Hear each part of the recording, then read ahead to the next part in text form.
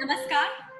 Described by a renowned film director as India's first literary pop star, his unique combination of crackling storytelling, dharmic symbolism, and profound philosophies have made him a phenomenon.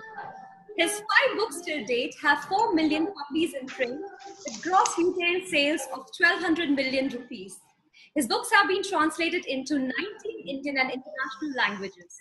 A recipient of Raymond Crossword Award, then Oscar Literature Award, Society Young Achievers Award for Literature, Man of the Year by Radio City, Communicator of the Year, Pride of India Award. He's also been listed among 100 most influential celebrities in India by Forbes magazine.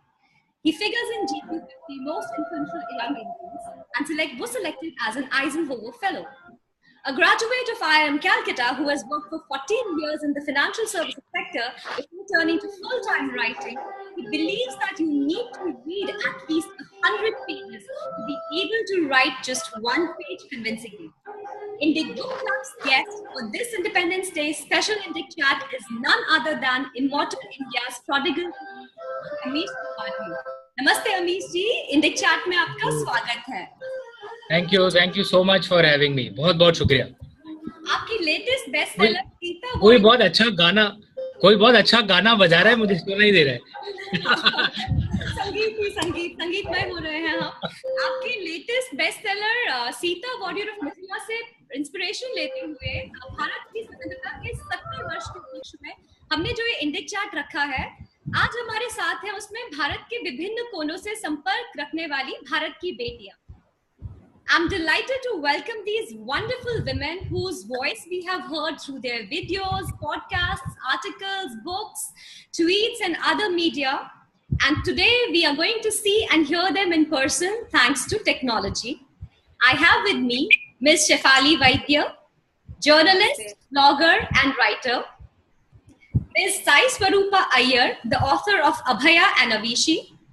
Ms. Anjali George, a cultural enthusiast who worships and cherishes the great civilization of Bharat. Welcome everyone. Since we have just an hour with us, we should begin without further ado, just keeping it bilingual for everyone's convenience. I'd request Shefali to kickstart this conversation.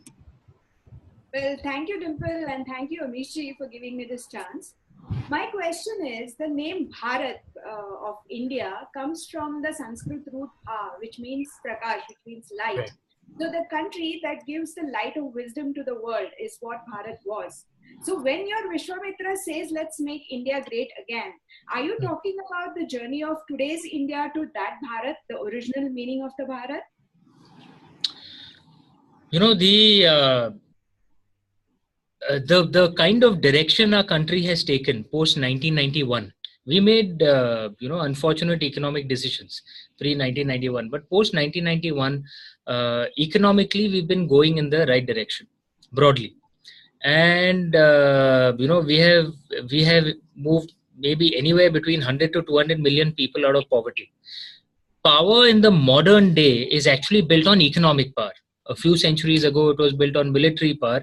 I'm not saying military power is not important, but today, the way the Turks just conquered so much of the world from Central Asia, destroyed so much of India, of China, of the Middle East, that is impossible to do today. Most countries rise because of their economic strength. They need other sources of strength as well. So India is actually, in my mind, I'm an India optimist. Okay, it's unless we completely mess up, there is no way that we will not be one of the greatest powers in the world. In a few years, at max a few decades, we will be among the top powers in the world. The question that comes to mind is, what kind of power will we be?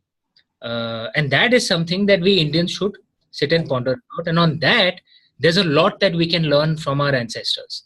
The world of ancient India was devoted to knowledge, devoted to Saraswati Ma, devoted to improving ourselves in every space. We were open to learn knowledge from everyone. We never had the attitude that I know everything, so I'm not gonna, open my mind and learn from someone else. Someone from abroad could come and teach us. Anyone could come and teach us. We would be willing to share our knowledge with others, be willing to learn from others. That is an attitude. If you read this book by Sanjeev Sanyal called The Indian Renaissance, one of his first book, I think our decline began perhaps because we lost that spirit, a few centuries ago. We lost that attitude of just learning from everyone, and not getting into a closed-minded approach. And that is something that I think we should try and foster once again. That was our ancient culture. We need to revive it once again. This love of knowledge from anyone. It doesn't matter where it comes from. If it's something worth learning, learn it. Okay. So Amish ji, next is my question. So what is your view on humanizing gods and telling their tales in connection with the history? So as in your stories, your works. In the Indian way, there are various approaches to the divine, to the God. One is the Nirgun Nirakar concept, the formless concept of God, which in ancient times was called Brahman. No, but Shaivites would also name him Lord Shiva. Vaishnavas would call Lord Shiva, Lord Vishnu. The names can be different, but the point was the same. There are Nirgun Nirakar, formless God, who obviously you can't even assign a gender to that. Yeah. Then there's the second concept of God, where God has taken an akar, a form, to come closer to us. There's a third concept of God called the avatar concept, where God takes birth as someone in this Mayavi world, does his or her karma, and then goes back up. And there's a fourth concept of God, where a human being discovers the God within. Okay. And that belief is in some way linked to the first concept, to the Brahman concept, because it is believed that Brahman exists in all of us, not just human beings, but in everything, which is why instinctively most Indians respect the environment as well, because we see God in the environment too, in the trees and the rivers. We see God in everything. I find this fourth concept extremely empowering, because what it means is that our problems are in our hands. It's up to us. If we want to rise and discover the power that we have within and discover it with humility, then who can stop us from solving our own problems? So I believe the gods that we worship were our ancestors. I believe Lord Ram, Lord Krishna, Lord Shiva. I believe their blood, Satima, Parvati Ma, I believe their blood runs in our veins. And I find that concept empowering, because we have to make ourselves capable of that blood. If their blood runs in our veins, we have to raise our character and thinking to a level where we are capable of where we are worthy, of that. But at the same time, can I prove that they existed, that they were our ancestors? No, I can't. But I'm not forcing my point of view on anyone else. If someone else doesn't want to believe it, don't believe it. I believe it. I believe they existed. I believe they are our ancestors. Yeah. And Amish, about the world creation, the thought process behind the world creation that went behind writing all your books. So will Immortal India throw any light on the thought process? It does. The writer's questions. Yeah. Sorry, because Immortal India has various articles. It's my first non-fiction book, so it has various articles and thoughts on the land that I love, on India and social issues and historical issues, etc. of our land. But I also speak on some personal things. So yes, I also speak of how why I write, for example, how the stories come to me. The ending of the Shiva trilogy. There are many people who had a lot of philosophical questions about the ending of the Shiva trilogy. So I explain my thoughts on that as well. Yes, all that is there in the book. Hope you like it. Read. Yeah, it'll release on August 28th. So Let's wait. Yes, waiting for it. But pre-booking is open. Yeah. Never lose an opportunity to market.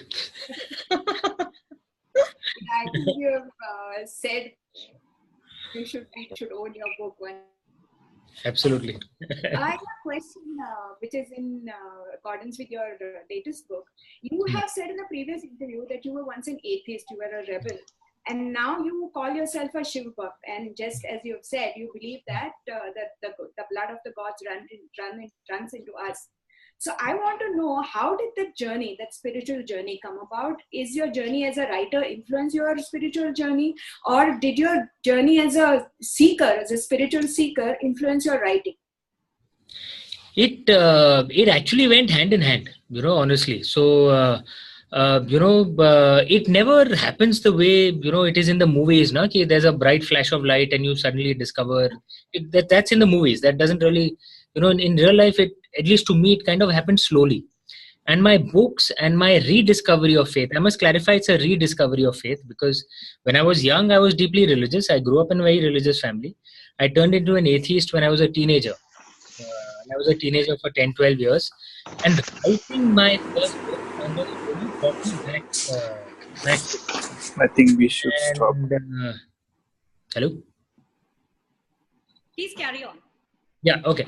And writing my, my first book slowly brought me back to faith. And that's how it actually, it kind of worked for me. I should also clarify that in the traditional Indian way, in the ancient Indian way, there's nothing wrong with being an atheist. Many of our, our major ancient schools of philosophy were 9 in number. And some of them were atheists. The Charvaks were atheists. They didn't believe in God. They didn't believe in the Vedas either. The Sankhyas and the Mimamsas didn't believe in a creator God. So in the modern sense, they could be called atheists. But there was no violent attacks, on people who were atheists. In India, we always had that freedom for different points of view. We would have debate, of course, we would have Shastrat, but there was never a concept that your view is wrong and you'll go to hell for not believing that. Those concepts didn't exist in ancient India. So I must clarify, it's more important that you do good karma. And atheism or theism is your personal choice, your own personal journey in this life. Amish ji, I have a question about Lord Shiva only. See, he is Ghora, and he is called Shiva, who does tapasya, and then Kala, who destroys everything. How do we explain this contradiction? One of the books in my article, I'd written this as a part of a cover story piece in the Week magazine, and it's there in this book as well. Is an article saying Lord Shiva, the god of contradiction. And the point I make is actually that's what I know. Disrespect to any other god, and I respect all gods, but I'm primarily a Shaivite. So it is the part of him that makes him most attractive, his contradictions, because he is in a sense the Vairagi god. He is detached from everything, but he's also the perfect householder god.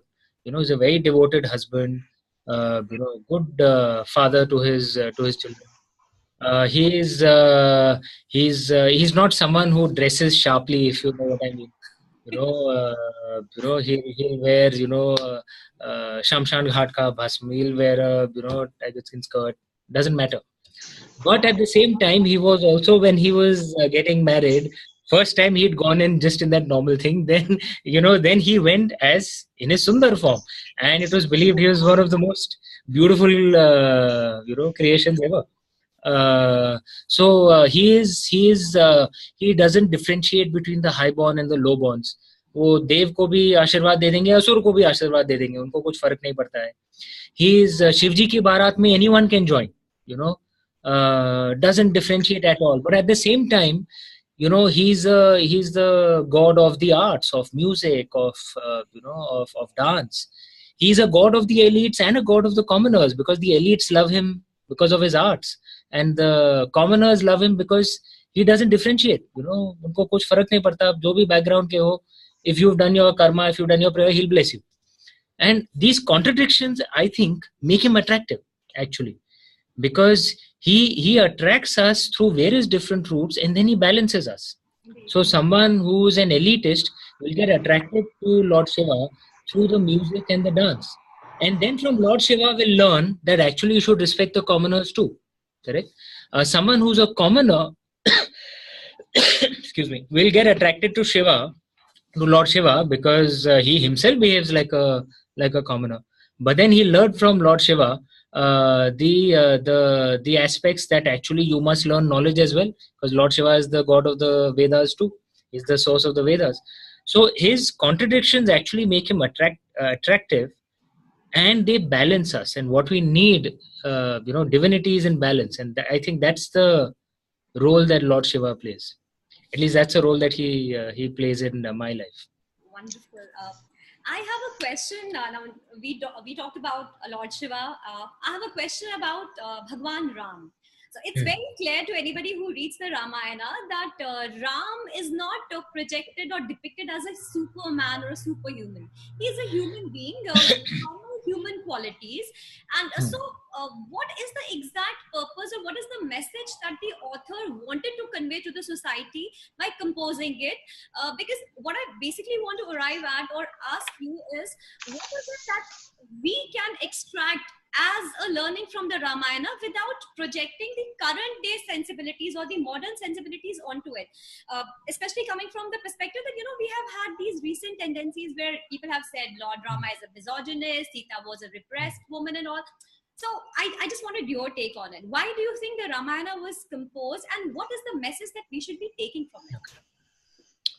There is an article that I've written on this in the book as well, on saying why I respect Lord Ram, and I end that article saying, I say it with pride, Jai Shri Ram. Jai Shri Ram. This article was triggered by an experience I had at a lit fest.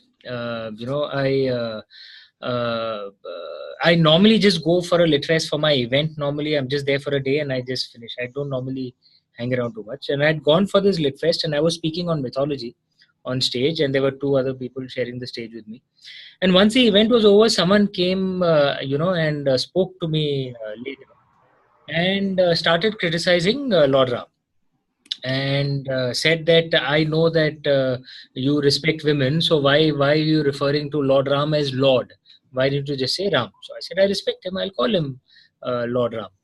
And then that person went on to criticize Lord Ram. And look, in Vedic Sanskrit, there's no translation for the English word blasphemy. So we are not just allowed, but we are encouraged to ask questions. But one of the things I've always held, that especially when you're speaking about God, शब्दों की मर्यादा होनी चाहिए. There are some words you don't use, right? You're absolutely free to question. In fact, it's your duty to question. But there are some words you don't use. So actually, the kind of words that were being used actually upset me, a great deal. And I'd written an article at that point, which is there in the book, that the approach in the traditional Indian way is that when we look at our gods, we are supposed to learn from them. We're supposed to learn from various archetypes that they embody. And Lord Ram embodies the archetype of Maryada Purushottam. Correct? Maryada Purushottam, the correct translation of it is the ideal follower of laws. It's often erroneously translated as perfect man, but that is the translation of Purushottam. Maryada Purushottam means the ideal follower of laws. So Lord Ram exemplifies the way of life of an ideal follower of laws. So what do we learn from such an archetype? An ideal follower of laws normally is a wonderful leader. The society that such a leader leads will be very well run, will be very fair, very just, will be Ram Rajya. But normally the family of an ideal follower of laws will have a lot of personal hardships. Okay, because in the family you should have the rule of love, not the rule of law. True. Okay. And this is the archetype of Lord Ram. Has there been other archetypes like this in our history or among our gods? Yes, and I mentioned that in the article. Look at the example of Gautam Buddha. He was actually, in a sense, an ideal follower of laws. He set up a way of life, a code of living which helps millions of people, hundreds of millions of people, even today. And they find purpose because of him. But what was his personal life like? Gautam Buddha's personal life, we all know, correct? Then look at Mahatma Gandhi, for example. He taught many Indians, a way of life which helped us, which helped solve many social issues as well. It wasn't just about getting rid of the British. And so many Indians worship him as the father of the nation. And he was a great man. There's no denying that. And there are things to be learned from him. But again, what is his family life like? Again, we all know. And that is the point of the archetype of Maryada Purushottam. that this is very good normally for a society. It has challenges within the family life. That's what we learn from this archetype. That's a way to approach it. That's what we learn from Lord Ram. Absolutely. Thank you. And therefore, my submission at the end of the day is, if you are the family members of such people, maybe you have cause to complain. But if you are their people, Yes. like we are the people of Lord Ram, we are the people of Gautam Buddha, we are the people of Mahatma Gandhi, because they sacrificed their own lives, their own families for us. Indeed. What right do we have to complain? I mean, we benefited from them. But yes, if you're a family member of a Maryada Purushottam, of an ideal follower of laws, life is challenging. Yes. Shefali? Yeah. Amish, again, I'm coming back to your journey as a writer. You said in an earlier interview is that India needs liberal messages. Now, I'm curious because when you were a banker, your dharma would have been probably different. So, how did you come to this realize is your swadharma? Because it's a very fascinating idea, actually. Frankly, so many of us just go through life without even thinking or realizing what our swadharma should be. What our purpose in life should be. Yes. When I was working as a banker, my attitude was very clear that, look, it's a job. The idea is to earn money to pay my bills. I come from a humble middle class family. My banking job dramatically transformed my life. The kind of lifestyle I could lead, the responsibilities I could meet. So I had no complaints against that. But I could say that it was my swadharma. That I wouldn't get up every morning and say, "Yeah, I'm a banker and I'm changing the world." Types. No, but writing the book really changed me as a person dramatically. Writing my first book, Immortal, and even today I still write from that perspective, that when I'm writing, I write something which feels right to me. Agli kitab na chale to koi nahi, I'll go back to my banking job. But the pleasure of writing and mining stories and philosophies that I feel so passionately about, that I think has in my own small way I'm contributing to a land that I love, is something which can really it gives me such a sense of purpose, so much happiness, that no amount of money, nothing can match this. And which is what I always suggest to people, that try and find what your purpose is, and only you can find it. No one else can find it for you. If you can find purpose, then living it is it's one of the greatest privileges of life. Very, very true. Very true. Absolutely. As you rightly said that, a lot of people, maybe they don't find their purpose, and other people have a different purpose projected onto them, and they are, raised with different mindset. People force, society will force purpose on you. Who's anyone else to force? Only you can discover your own purpose. So that actually brings me to a different discussion. We are seeing the rise of extremism, not just religious, but otherwise also. So I wanted to check with you as to what do you think, or who do you think can convince the religious extremists? Is it the religious liberals, or is it the secular elite who can convince the religious extremists about, the path not being really meaningful for them or the society at large? Look, the secular elite and the religious extremists really Ram banai jodi, because they're made for each other. They shout and scream at each other, and sadly they dominate the public debate. But they're both extremists in their own right, and I don't think they will solve any problems. There is a problem of religious extremism in many parts of the world, but I'm not saying everything about India is perfect. There are many things that we need to improve, but I don't think this is a serious problem in India. And I mean it across all religious groups. Most of us common Indians across all religious groups are actually, on average, very chilled out. We may be deeply religious, but we intuitively get the right of respecting someone else's right and point of view to follow their own approach.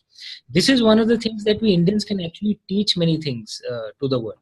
I'm not saying everything about India is perfect, but in this area, we're among the best in the world, actually. Wow. Thank you. Hi. So that again brings me to the the double hostility that the religious liberals face. One is from the religious extremists who, who don't have any limits upon them, and one from the secular elite. And I love the term you used. What was that? Ivory tower secular communists. So they are there, coming up every month for every festival, kind of making fun of the religious practices, as well as making life difficult for look, these things upset me. In fact, I was so upset by this that in my latest book, in Sita Warrior of Mithila, there's actually a Jallikattu scene. Okay. Yes.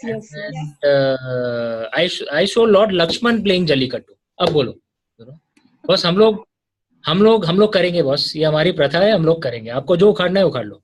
Okay, I'm not saying that that we should that if there are corruptions that have crept in, that if there are things where the animal is being severely hurt in any way, those excesses must be controlled, and that is something that the community must take charge of. But our festivals that have been coming for a long time, this is a deep part of our culture. Dahi Handi right here in Mumbai, or Durga Puja in the east, or Kambala in Karnataka. These festivals are a part of of our way of life. We are not just a congregational religion.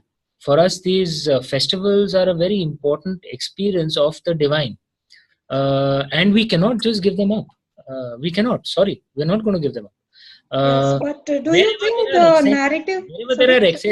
Wherever there are excesses, yes, we must regulate that. But there's no question of banning or stopping these things. That's not going to happen. But do you think the narrative would be democratized enough so that we get to live that? Because Jallikattu to ho raha hai na. I'm saying the thing is that, look, it's like this, yeah. I always, this is one of the things my boss had told me once in my banking days. Ki, bhai, even a child, if he wants food from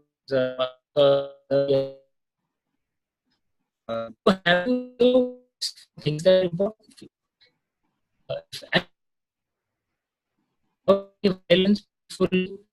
Violence, then we have to. And I think that we shouldn't get unfair.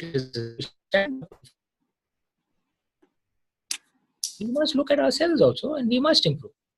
The question of stopping these is a very important part of our relationship with the divine.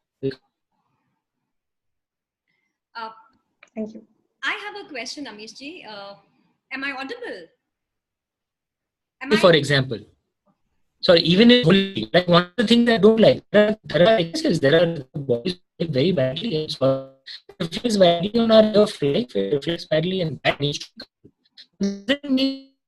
It's ridiculous, correct? We must behave in line with the ancestors.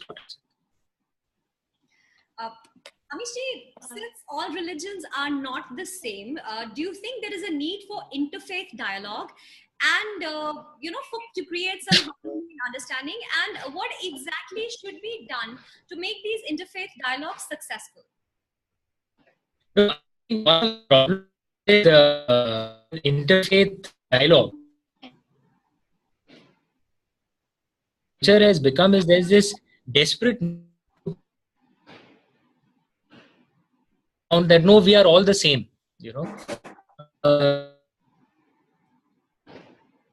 like to explain this through the example of our body. They're all that's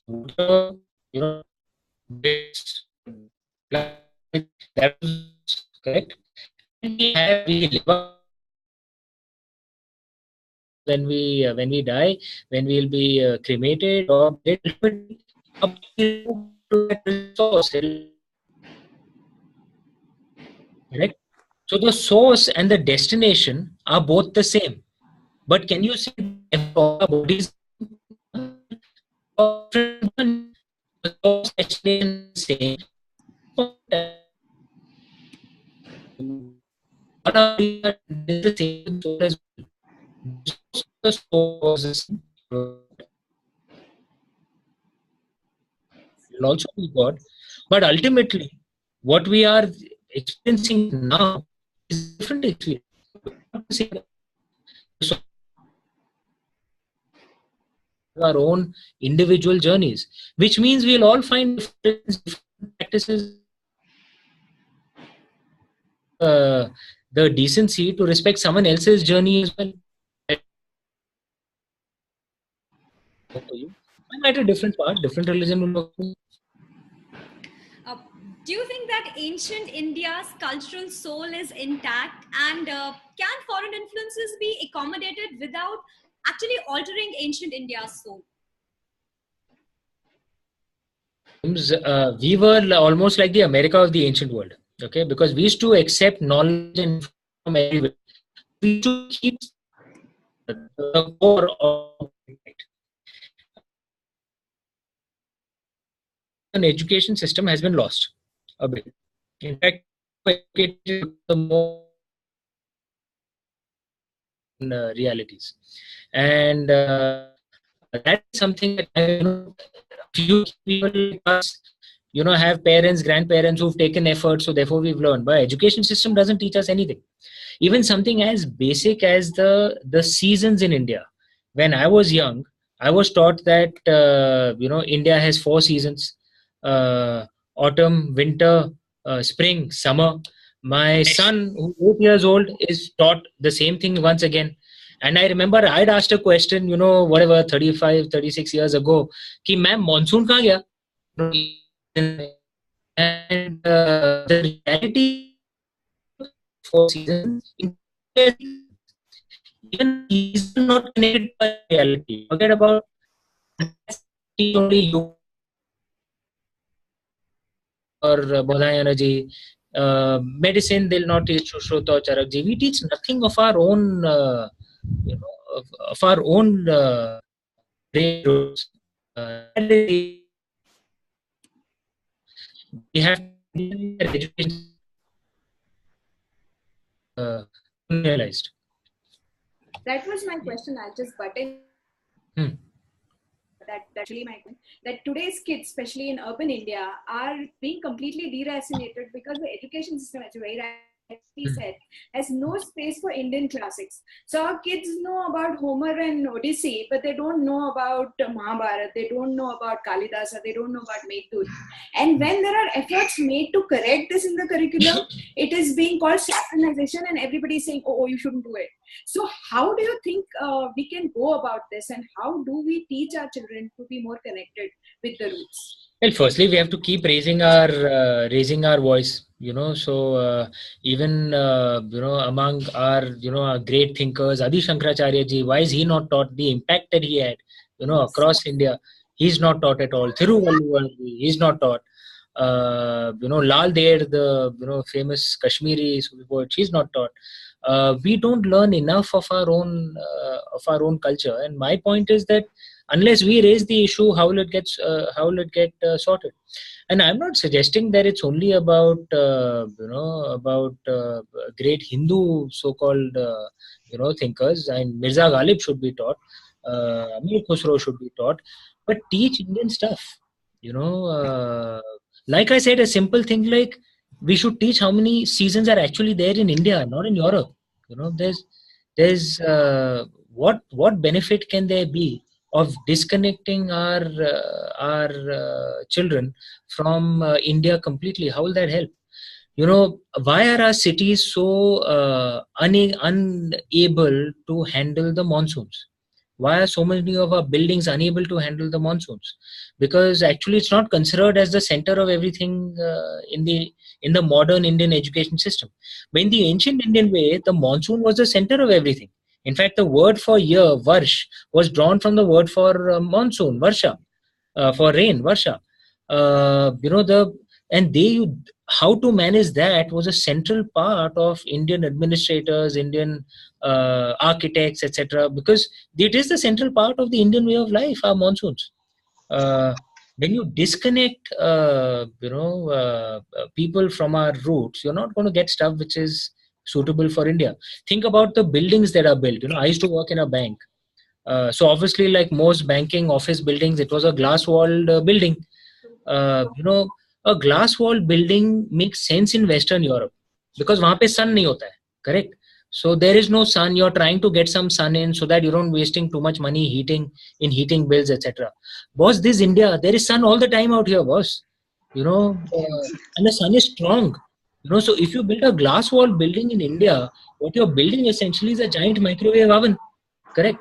And I had a cabin, in my last job as a member of the senior management committee. So I was at the glass wall. The sun would be baking me from this side, and the AC would be blasting me from this side. How does anyone work in that atmosphere?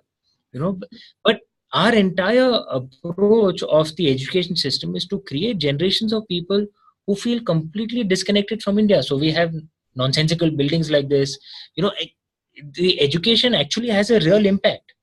We need to raise it. Has a real impact. Yeah, true. Like I'm from Kerala and I have no winter or autumn, but I have been learning 4 seasons and I am experiencing it only after coming here in Europe. So my question for you with respect to that is that with your works, Immortals of Meluha and the Shiva trilogy and the Science of Ikshvaku and all, you actually bought our young Indians, young generation, successfully. Actually, you were quite successful in drawing our young generation to create interest in them to look into the past, into the stories. So, do you really expect that the Immortal India, your collection of essays, will help them to, in this 70 after this is we are having now celebrating the 70th year of our independence. So the past 70 years we have been to look into the, look behind and think what sort of impact, do you really expect that what sort of a similar, like your fictional work, if you do your, does your non-fiction work also help in creating a impact on the youngsters and the Indians to look behind and understand things, invoke the spirit of our culture, especially since we are in a political and cultural reinventing phase? Sure. No, good question, and I think I'm trying to do that with my book. Whether I'll be successful or not, I don't know. I hope I am. But what I'm trying to do with this non-fiction book also is bring out issues that are at the heart of my fiction books. Through my fiction books, actually, I try to convey many points of view and philosophies. So the fiction book is like a wrapper around the philosophies. It's step 2, and the philosophies are step 1. What I'm doing with my non-fiction book, Immortal India, is to communicate the step 1 itself, the philosophies, in a direct manner. Because there are many who want to discuss this as well. And I hope I'm able to trigger debates where necessary. And I always believe boon boon se sagar banta hai, that all of us have a duty to contribute in our small way, to India, and everyone's small contributions will hopefully add up to to something quantifiable and Amish, does Immortal India talk about what you feel that culture is and what the youth can do to preserve the culture of India? Does the book talk about it? Yes, it does actually, and I speak of what what is like one of the things that I speak of is what is it in our Indian culture that in our ancient stories, essentially what is culture? It's a shared collective set of stories, thoughts, philosophies that all of us 1.25 billion people believe in. That's what culture is. What is it in our culture that we are one of the few ancient cultures that has survived till today? Most other ancient cultures have been wiped out. They are museum pieces now, correct? The modern Egyptians don't really believe in the stories of Amun-Ra anymore. Modern Greeks don't believe in the stories of the Olympian gods anymore. But in India, even today, as we did, perhaps 8, 9, 10,000 years ago, we still worship a Shivling. We still have the Yajna platforms the way it was. Our stories may adapt and change, but the soul is still very much there. So there's something in our culture that we stubbornly refuse to die.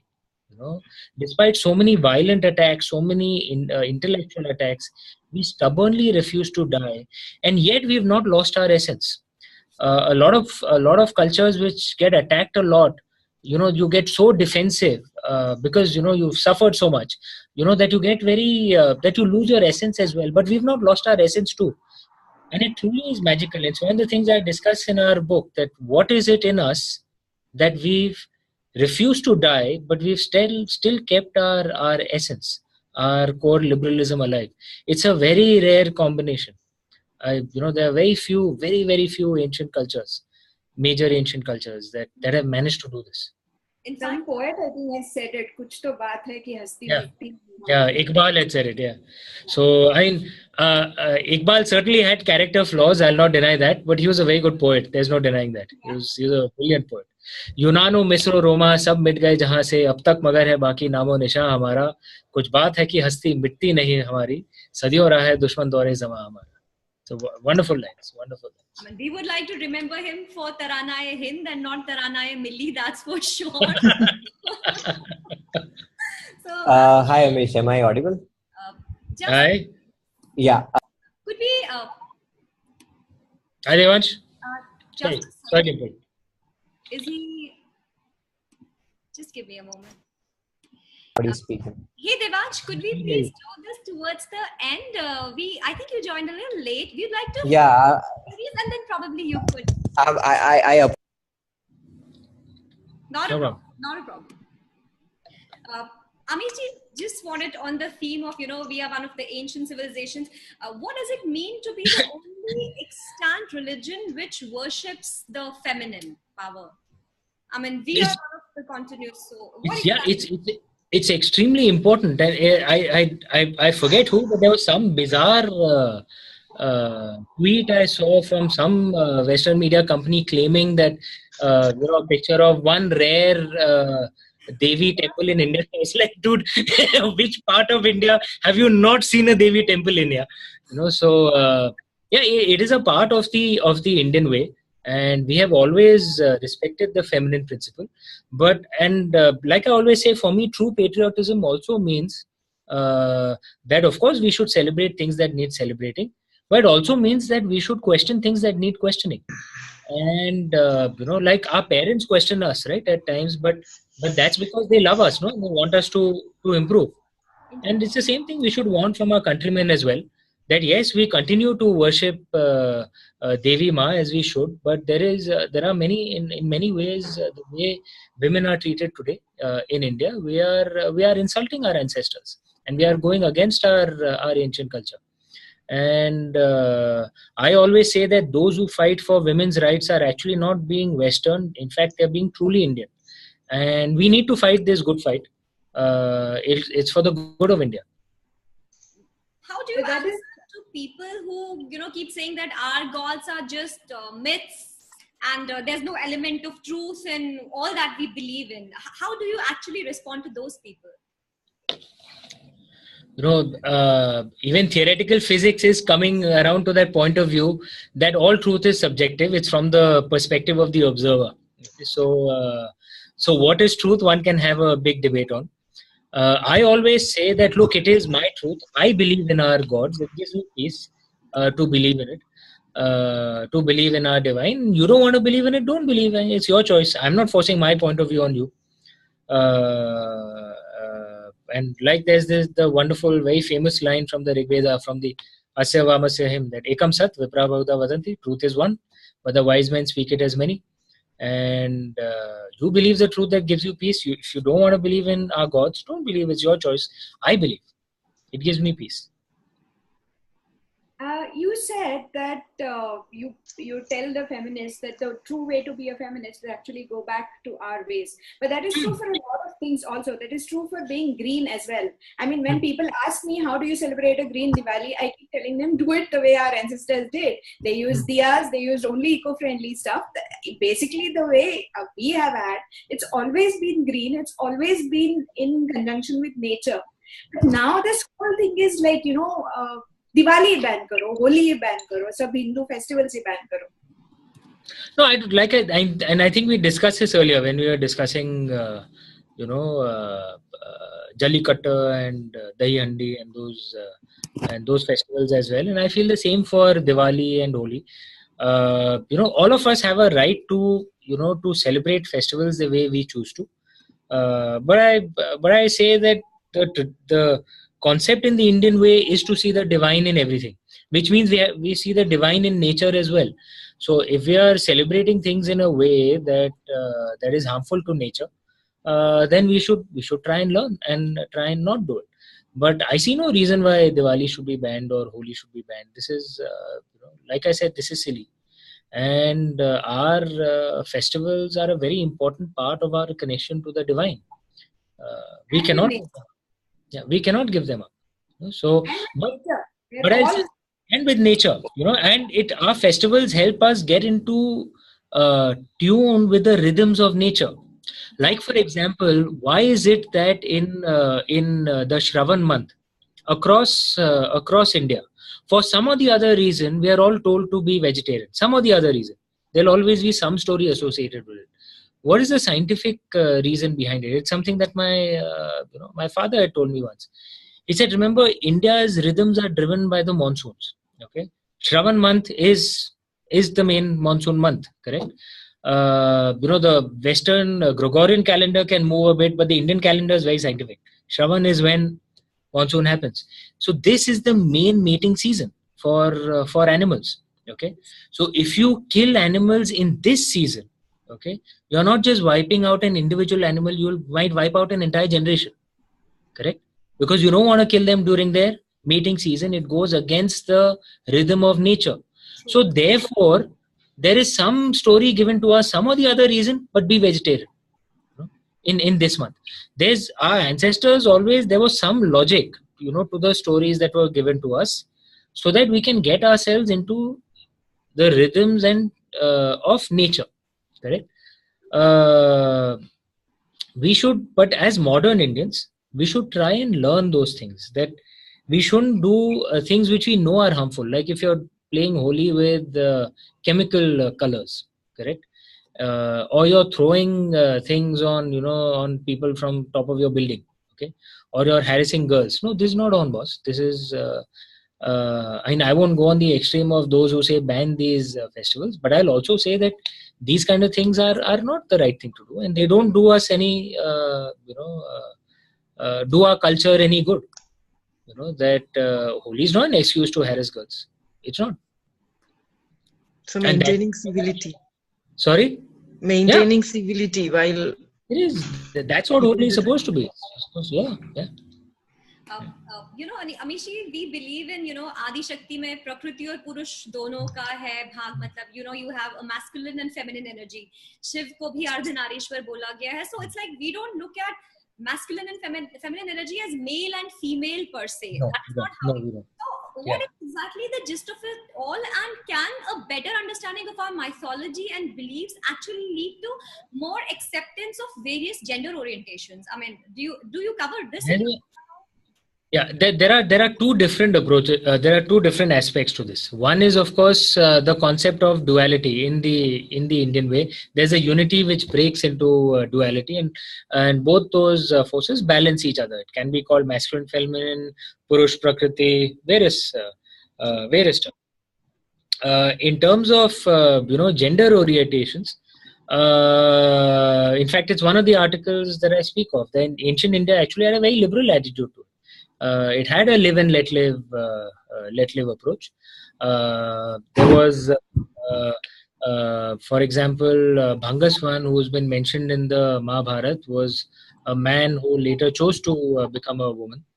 Ila, who was the daughter of Vevaswata Manu and the founder of the Chandravanshi clan. And in fact, a very important part of India, and some say maybe all of India, was named after her, Ilavarta. She later chose to become a man called Ila. And they were, like I said, the country was named after her. And there was space and freedom and respect for people to have a different point of view. That I will not judge you, you will not judge me. In Vedic Sanskrit, once again, do you know there's no translation for the English word judgment? Nyaya is not judgment. Nyaya is justice. If you think about it, you will not find a word for judgment. That concept that you are wrong, you will go to hell.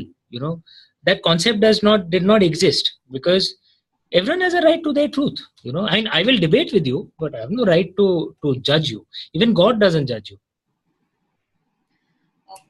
A different question. See, if a person converts from, say, Hinduism to another religion for economic benefits, he can actually start pursuing religion very differently, and the idea would be to just extract maximum material benefit out of it, and the spiritual upliftment part just goes away. So, I mean, what do you have to say about it? And if a person is just doing conversion because of economic reasons, we have proselytization happening across. So, how can it help in spiritual upliftment, if at all? Do you think it can? Actually, in Immortal India, I have actually written an article on religious conversions. Wow. On this issue, and I have approached it from two perspectives. One is from the material perspective, and the other is from the spiritual perspective. I believe in freedom of religion, so you should have the right to choose whatever you want. But I don't believe in conversion marketing. Because spiritually it almost is never good, correct?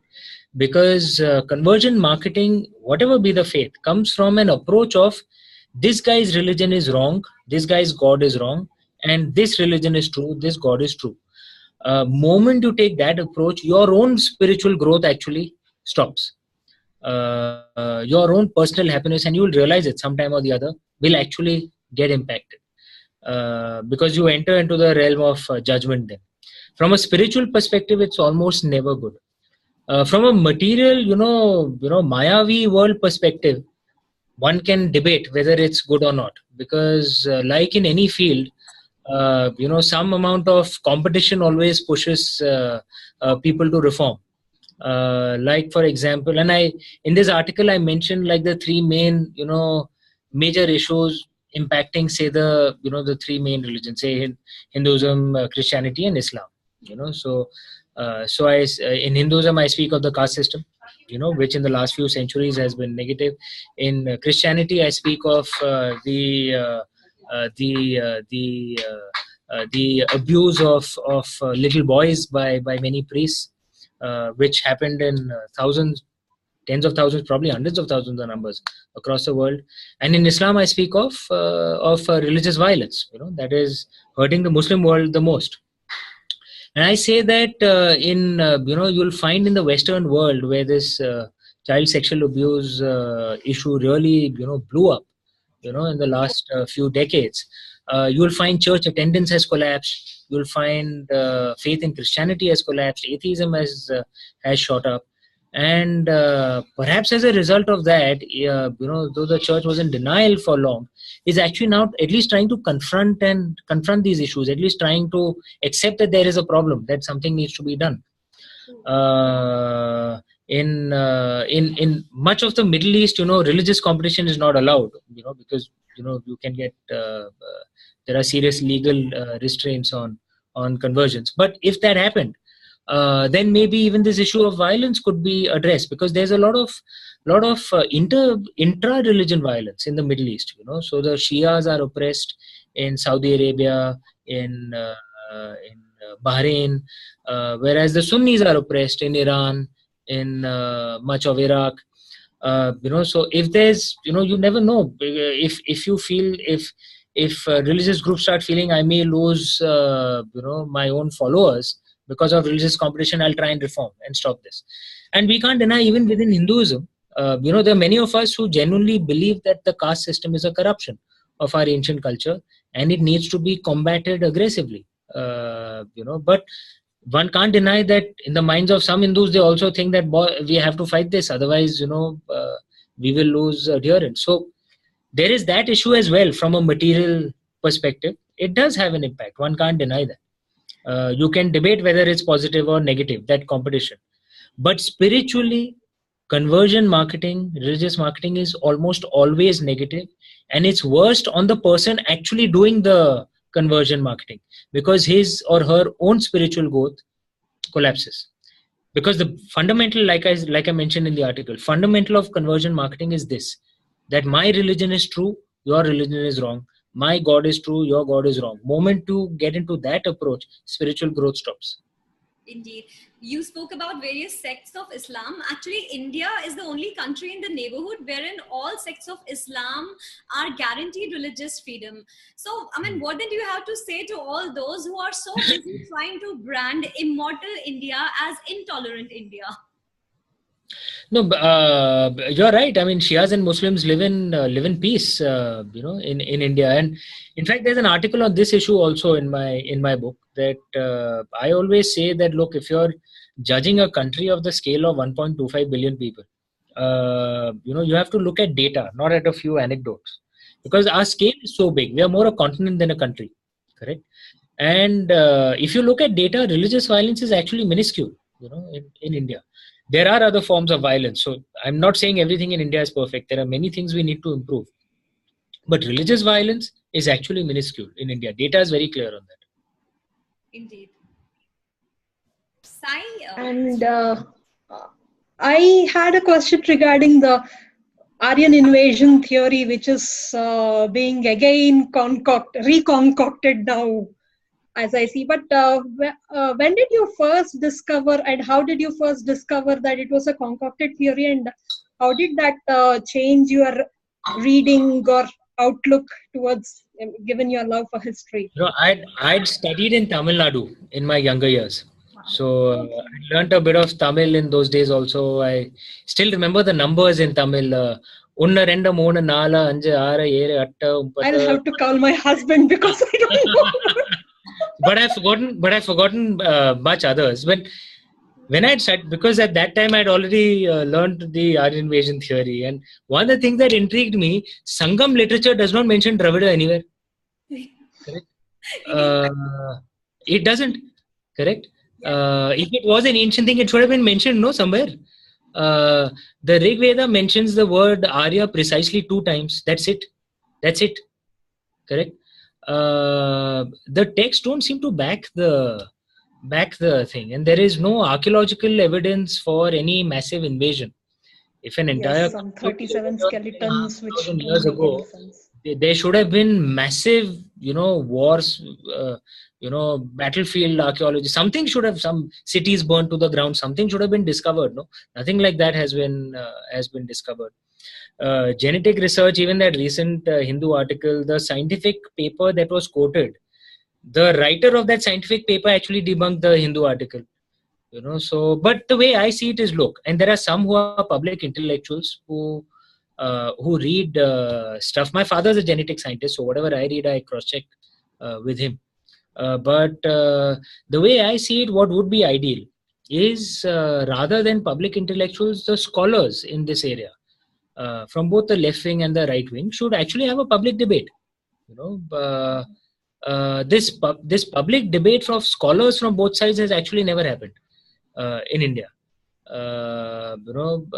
which is unfortunate. I would suggest that maybe you guys should organize it, and scholars from both sides in a public, free and fair means. The scholars, not public intellectuals, the actual scholars, guys doing the actual research. Let them debate. Yeah, let them debate, and let's hear this. One thing that's very clear is that most of what we've been taught till now, there are serious issues with it. Okay, so let's debate it. I don't believe in the Aryan invasion theory. To me, it doesn't make too much sense. Neither do we, I'm sure.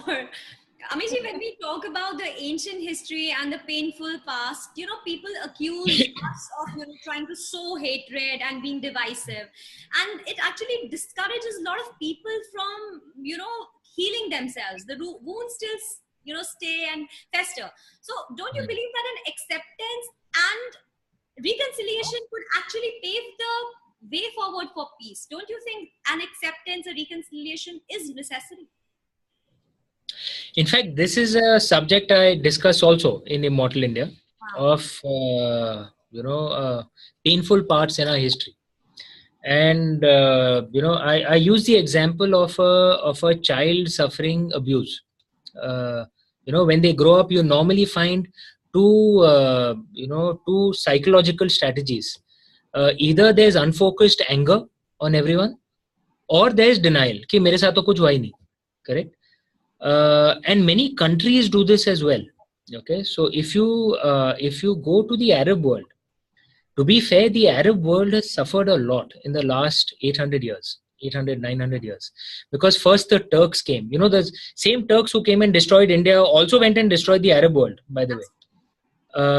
So first the Turks came, destroyed, massacred, and then ruled them. Then the colonialists came, correct? And then destroyed, massacred, and ruled them.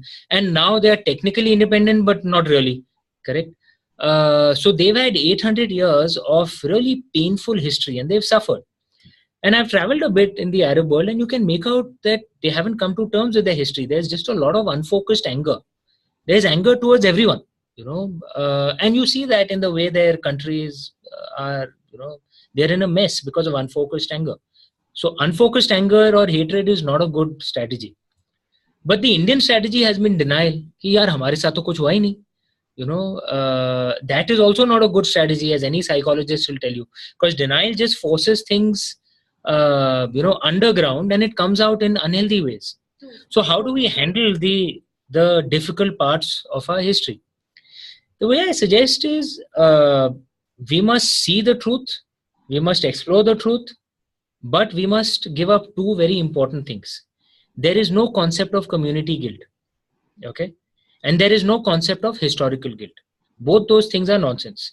Like, for example, I'm an Indian. I traveled to Sri Lanka many years ago.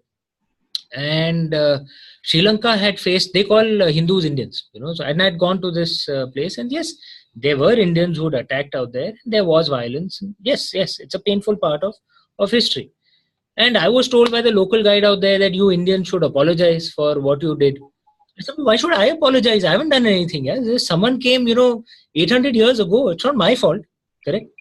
So we should understand this concept that blaming someone today for what someone did 800 years ago is silly. Correct? There is no concept of community guilt or historical guilt. That's nonsense. But we must accept the truth of what happened. So the Turkic invasion, what is called the Delhi Sultanate, should actually be called the Turkic colonial rule. Correct?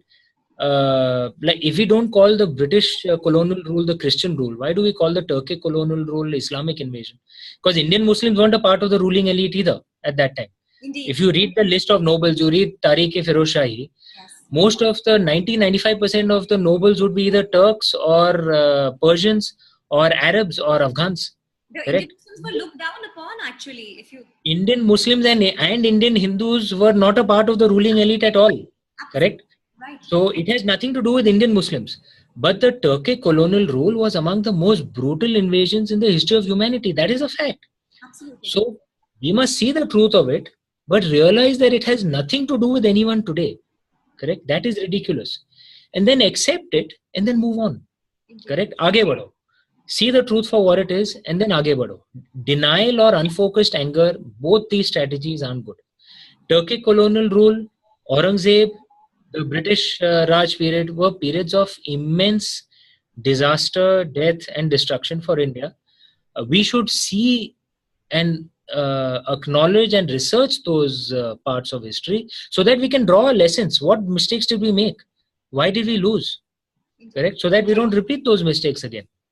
Do you know at the peak of the British Raj, there weren't more than 1 lakh Britishers in India? That's it. Just 1 lakh. If you think about it, 1 lakh Britishers ruled 350 million Indians for what, nearly 200 years? This is sometime in the future, people will be researching and saying, ye sala hua kaise? Because this is not just a conquest. This is humiliation that is unparalleled in human history. Correct? What mistakes did we make? How did we allow this to happen? In Jallianwala Bagh, the guy who ordered the killing was General Dyer, a British officer. But every person who actually shot the bullets was our own, was an Indian. Correct? So we need to learn from our own history so that we don't repeat the mistakes. That's why you should know the truth. So we should see the truth for what it is, learn from it, realize that it has nothing to do with anyone today, and move on. So moving on, आगे बढ़ते हुए from the past to the present, I happened to chance through the contents of your book. I just wanted to ask you if there's something about centralization and regionalization. So basically what I wanted to ask is that centralization leads to neglect of regional problems, and regionalization could actually have a weak center. So how do we manage the distribution of power, considering that we are such a diverse country? We have to find an ideal balance on this.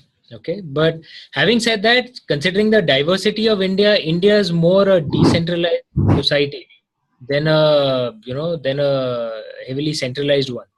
And I think from top, even the messages that are coming even in the modern day is that we have to ask what can we do for ourselves and for our country, rather than waiting for the government to do something for us.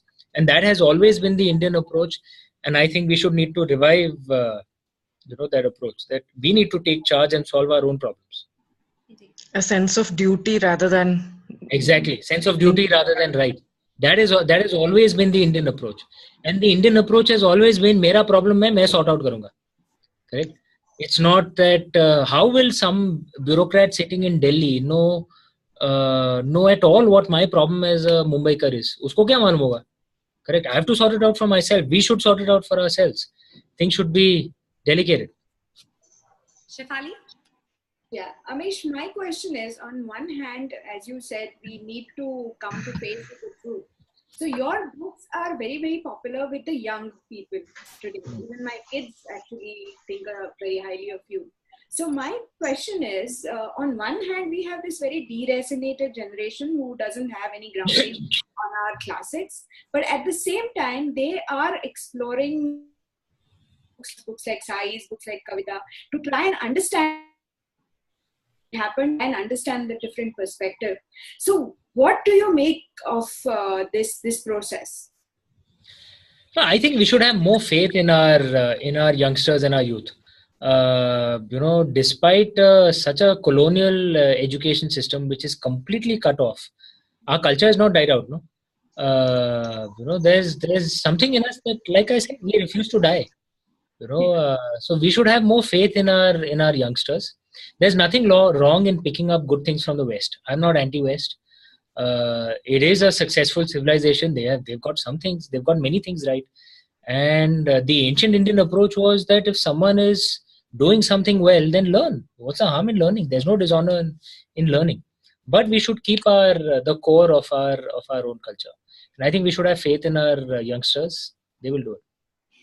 Amishi, it's already 8:08. Do we have time for quick 2 or 3 questions from the audience? Sure. All right. So Devansh wants some advice from your end to a budding writer who wants to explore the genre of ancient Vedic mythology. Any advice? Before you get to writing, my advice is, I always advise whoever wants to write, especially on our mythology and our fantasy, be a good reader first. And my suggestion is rough ratio of reading to writing should be 100 to 1, which is for every single page that you write, you should read at least 100 pages. That's the only way your book will be rich. And only when your book is rich, when detail jumps out of every page, will someone truly enjoy it. But when you are writing, try and make sure that that book does not become like a research tome. So you should do a lot of research, but let it come lightly in your book. Don't try and show off your research out there. One more question is from Mr. Sridharan. He wants me to ask you this.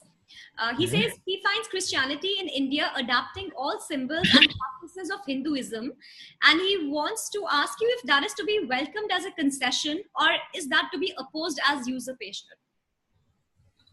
The approach that most Indians have had, is not just of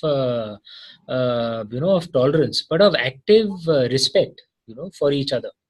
So there's a Mount Mary church in Mumbai where you'll find so many Hindus and Muslims going and praying out there. Diwali is technically a Hindu festival, but it's celebrated by Muslims and Christians too across India. So I think there is nothing wrong with actively respecting and adopting things of each other. Having said that, the respect must be mutual. That is the only point. Respect cannot be one way. Respect must be mutual. But there's nothing wrong with respect for each other's way of life. I mean, I visit the Mount Mary Church because I find it beautiful. So I see nothing wrong with that. In the Indian way, we see divine everywhere. Sumati wants to know your views on the use and perception of saffron in the popular narrative, social media, and mainstream media. Interestingly, if you go back into our ancient past, it can be debated whether saffron was actually our holy color. It can be debated. Because some say maybe our holy color was blue, linked to the sky. Some say maybe our holy color was white. It's just that it's become the impression now. A lot of it is also the impact of Buddhism, but I say all colors are beautiful, and I'm proud of saffron too. The last question before we sign off is from Lakshmi. She says, when you say that we never changed in spite of colonized education, it's actually because the education never reached everyone then. So now, especially with access to education currently far and wide, we have to Indianize education. How can this be addressed quickly? I agree with you that education needs to be Indianized quickly. And then all of us then have to raise our voice about it. We have to keep speaking of it. Because only then will the politicians listen. One of the benefits of being a democracy is that politicians have to listen to us. And I have a lot of respect for our political class. I know it's fashionable to criticize our politicians, but running a country like India is not easy. And the politicians know what will get them votes. So if we make it an issue, then it will happen. We must want our system to be Indianized, our education system. I will answer that linguistic. I'm just saying there's some linguistic dispute issue as well from Devas Trivedi. That was me as well, yeah. Okay, so, my approach to the linguistic issue is the following, that, and I'll quote something that I heard from this Assamese singer called Papon, who I'm a big fan of. He's brilliant. And I'd heard him in Guwahati, and he'd said that for any person, the language is like his or her mother, and obviously you will respect your mother. That is obvious, to be expected. But at the same time, you have to respect the mothers of others as well. And to me, that is the way I see it. That we must. There is a language that all of us need to learn to get good jobs. I call it the Pet Ki Bhasha, the language of the stomach, which is English. Correct? We all need to learn. And I wouldn't recommend any one of us send our, think that we shouldn't teach our children English, because then we'll be doing them a disservice. Correct? They need to learn that to get a good job. But they must learn their Matrubhasha as well, their mother tongue. And at home, at everywhere, we must celebrate our mother tongues as well, which for me could be Hindi, for someone else could be Kannada, for someone else could be Tamil, for someone else could be Marathi, for Assamese, Bengali, whatever. We have so many wonderful languages, and we must celebrate all these languages, because there's a treasure house of literature and knowledge and philosophy in all these languages. And we cannot allow that to die out, because then we lose a part of India if that happens. And the way I see it, whichever state you live in, make an attempt to learn the native language of that state. There's no dishonor in that. I live in Maharashtra, wherever my family may have been from. So I've tried to learn a little bit of Marathi. I can understand, Marathi. And when I'm speaking to a native Marathi person, the fact that I at least try, brings a smile on their face. I agree. I may mess up the grammar and everything, but the fact that I at least try opens their heart to me. What's the harm in that? Correct. So I think the only native speakers who make fun of you if you don't speak their language well are the native English speakers in India. Because if like my parents, they studied in a Hindi medium school, correct? So they found it very difficult to get good jobs. They had a tough life, because of that. And Ma used to say that it won't even be appreciated that at least she's trying to speak in a language that is not her language.